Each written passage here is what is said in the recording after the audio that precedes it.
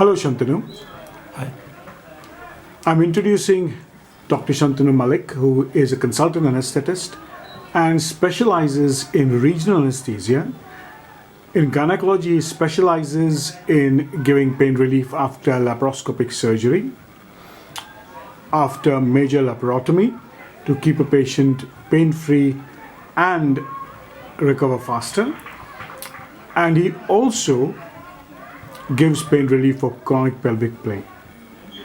Dr. Shantanu, can you please let us know how you would give adequate pain relief after a laparoscopy?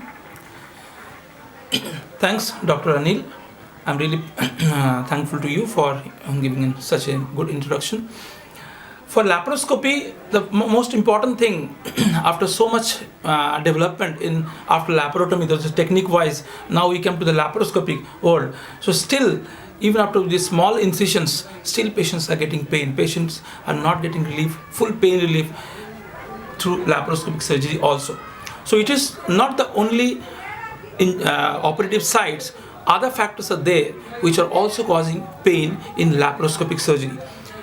So first of all, the most important thing is the gas inside the abdomen after surgery. That is creating major pain mostly in most of the patients. And if we think to pain relief, so we can categorize in three ways: pre-operative, para-operative and post-operative. So in a multimodal pain relief techniques.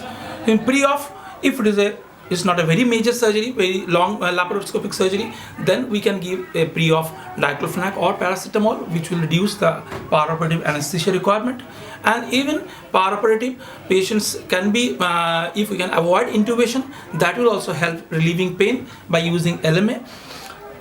And the most important thing before starting the surgery is the local infiltration of the surgical site, so which will reduce the pain maximally. If we think just post-operative, if the surgery is long, again we have to re-infiltrate in those areas.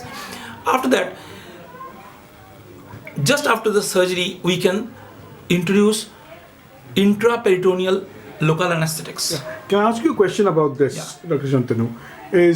There are some anesthetists who ask us to infiltrate some local anesthetic through the main port into the peritoneum. Yeah, intraperitoneal. Now, is that effective for short-term pain relief? See, it is not for short-term pain relief because, for example, laparoscopic ligation or other surgeries, small surgeries, that is not much effective where much peritoneal, much abdominal manipulation is there.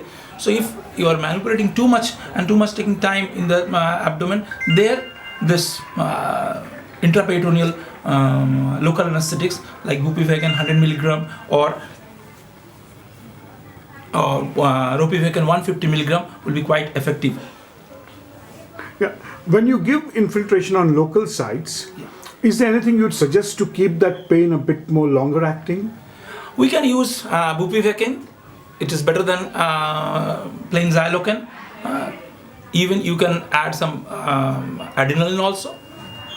Yeah. The second thing is, what happens, let's presume that there's been a myomectomy or there's been a laparotomy for an ovarian cyst and a patient coming out of anesthesia. Now, since you are one of the specialists who does a lot of post-operative analgesia for faster recovery and faster mobilization, what would you suggest would be ideal for such an anesthesia or an analgesia? If it is planned for laparotomy, always I prefer epidural analgesia. Because as long as it is laparoscopic, we can avoid epidural. But if it is laparotomy, it is better to plan. It is called combined epidural general anesthesia. We'll give epidural anesthesia, we will put the epidural catheter, then we can do the surgery by combining doses of GA as well as epidural, and in the post-op period, we'll start the epidural immediately after the surgery. It will give extensive pain relief immediately, even for cesarean section also. When I have given patients for labor analgesia, then it is continued for the cesarean section. I have seen many patients, they're on the walking with their baby with epidural. We can say this walking epidural. So epidural is the best thing for laparotomy. Absolutely. This is what I've seen in the UK, where epidurals continued for 1 or 2 days, Yeah. while pain relief is given adequately. And I think across the world it is not done, and women suffer extensive amount of pain during recovery. And I think it can be avoided. That's an extremely good point you put through. My last question is, do you give any blocks when a patient goes in for laparotomy, or is your epidural your mainstay of See, pain if it's post-pain relief? laparotomy, so we have to think nowadays everywhere we are changing laparotomy to laparoscopy.